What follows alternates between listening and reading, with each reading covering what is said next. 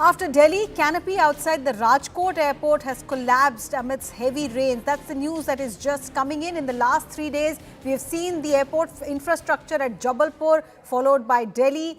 And Delhi, there was a loss of life as well. Now, the canopy outside the Rajkot airport has also collapsed amidst heavy rains. You can see the visuals there.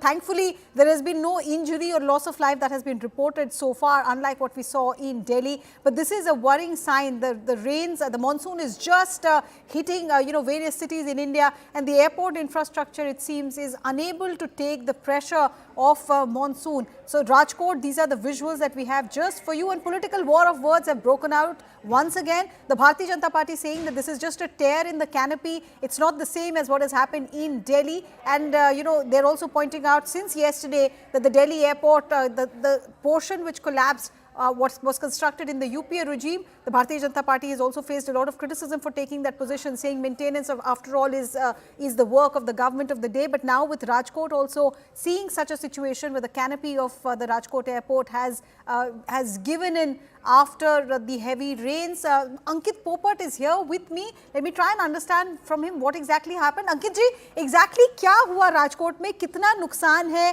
क्या किसी को किसी तरीके की injury हुई है? जी, पूरी वारदात की अगर बात की जाए तो जिस प्रकार से दिल्ली में जो दुर्घटना सामने आई थी, हूबहू उस प्रकार की ही दुर्घटना है जो राजकोट के सर इंटरनेशनल एयरपोर्ट पर बनी हुई सामने आई है। तकरीबन 11:15 बजे ये वारदात हुई थी। जो ये जिसको बोलते हैं कि ये जो टेम्पररी टर्मिनल है, उसके आगे की जो एरिया है वहां पर ये घटना बनी हुई सामने आई थी, जिसमें जो एयरपोर्ट डायरेक्टर है उसका कहना है कि ये जो एरिया है, जो वो ड्रॉपिंग पॉइंट और उसका एरिया है, और उसी के चलते हुए जिसकी कैनोपी हम बोलते हैं, तो वो कैनोपी वहां पर टूटकर गिर गई थी। फिलहाल बारिश का मौसम चल रहा है और बारिश के मौसम की वजह से जो बारिश हुई थी उसका पानी है जो कैनोपी के ऊपर जमा हो चुका था, और उसी के चलते हुए ये कैनोपी है जो टूट चुकी थी। और इसके जो दृश्य है वो सामने आए थे। न्यूज 18 ने एयरपोर्ट डायरेक्टर दिगंत बोहरा से भी बातचीत की थी। टेलीफोनिक बातचीत में दिगंत बोहरा ने कहा था कि बारिश का पानी जमा होने के कारण वो कैनोपी है वो टूट गई है और उसकी मरम्मत का कार्य अभी शुरू है। जी, तो अंकित, कल ये कहा गया जब दिल्ली में दुर्घटना हुई कि पिछले 80-88 सालों में इतनी तेज बरसात नहीं देखी गई थी दिल्ली में, और शायद वो भी एक वजह रही कि दिल्ली में इतनी बड़ी दुर्घटना हो गई। क्या राजकोट के बारे में भी ऐसा ही कहा जा रहा है? क्या बारिश more than usual, more than normal है, जिसकी वजह से ऐसा इंफ्रास्ट्रक्चर कोलैप्स देखने को मिल रहा है? नहीं, क्योंकि अभी तक की जो बारिश पड़ी हुई है राजकोट शहर और राजकोट डिस्ट्रिक्ट में, इस साल की केवल 4 इंच मतलब बारिश ही राजकोट शहर और डिस्ट्रिक्ट में हुई है। आज की अगर बात की जाए तो केवल 0.5 इंच बरसात ही राजकोट सिटी और डिस्ट्रिक्ट में पड़ी हुई है।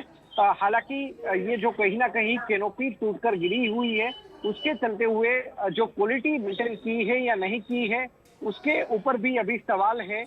करप्शन के वो भी उठ चुके हैं, क्योंकि इस प्रकार के ये जो टेम्पररी स्ट्रक्चर है, वो टेम्पररी जो टर्मिनल है उसके बाहर का ये जो एरिया है, हम विजुअल में भी देख सकते हैं कि टर्मिनल के बाहर का जो पैसेंजर पिकअप और ड्रॉपिंग एरिया है, वहां की कैनोपी है वो टूट चुकी है। कहीं ना कहीं भी बात उसके निर्माण कार्य की भी सामने आ रही है कि क्या पूरी क्वालिटी है वो मेंटेन नहीं की गई थी, जिसकी वजह से मामूली बारिश होने की संभावना के कारण ये कैनोपी है जो टूट चुकी है। ओके अंकित, बहुत जल्दी ये भी बता दीजिए, इस वक्त एयरपोर्ट ऑपरेशनल है?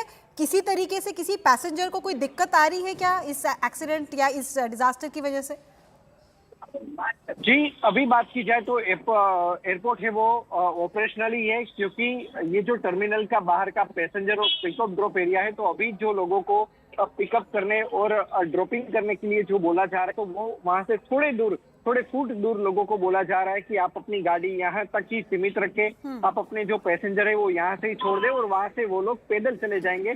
तो इस प्रकार की अभी कामगिरी है वहां पर एयरपोर्ट पर चल रही है। जी, अंकित, बहुत बहुत शुक्रिया हमारे साथ जुड़ने के लिए। अंकित पोपट there reporting from Rajkot, saying that the rains this time around was not very harsh, yet the canopy of the passenger drop-off area outside Rajkot Airport that could not take the weight of the rains, the water that was getting clogged on top of the canopy, and the canopy finally gave away. We'll have to wait and see if the Civil Aviation Ministry also reacts to this, but the Congress definitely is using this to take pot shots at the government. And there's another issue on which the Congress and the opposition are attacking the government of the day. This is over the NEET UG paper. Storm over the NEET UG paper leak continues to escalate after NSUI members stormed the NTA office, the National Testing Agency office, and raised slogans against it. NTA has filed an FIR against NSUI chief Varun Chaudhary in the matter.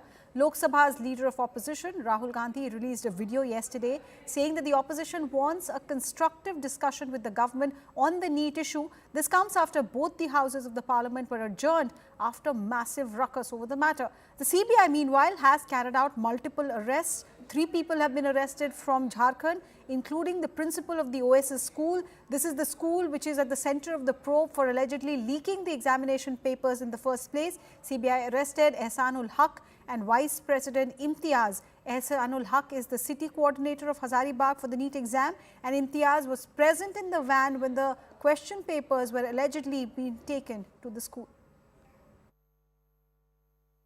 आज तो जब मैं लोकसभा में था, जब प्रतिपक्ष उस विषय पे अपने बातों पे रहे, स्पीकर महोदय ने कहा कि तब आप चर्चा नहीं चाहते हो। हम तो आपको चर्चा करने के लिए अवसर दे रहे हैं। सरकार अपना पक्ष रखने के लिए प्रस्तुत है। जब आप चर्चा से भागते हो, सरकार अपना पक्ष रखने के लिए प्रस्तुत है, तो कंफ्यूजन किस बात की है? आगे परीक्षा की संस्कार और सुधार के लिए एक विश्वसनीय उच्च स्तरीय समिति भी बनाई दी गई राधाकृष्णन जी के नेतृत्व में, इसरो की पूर्व चेयरमैन की अध्यक्षता में। जो परीक्षाओं की विसंगति आई है, जल्द ही उन लोग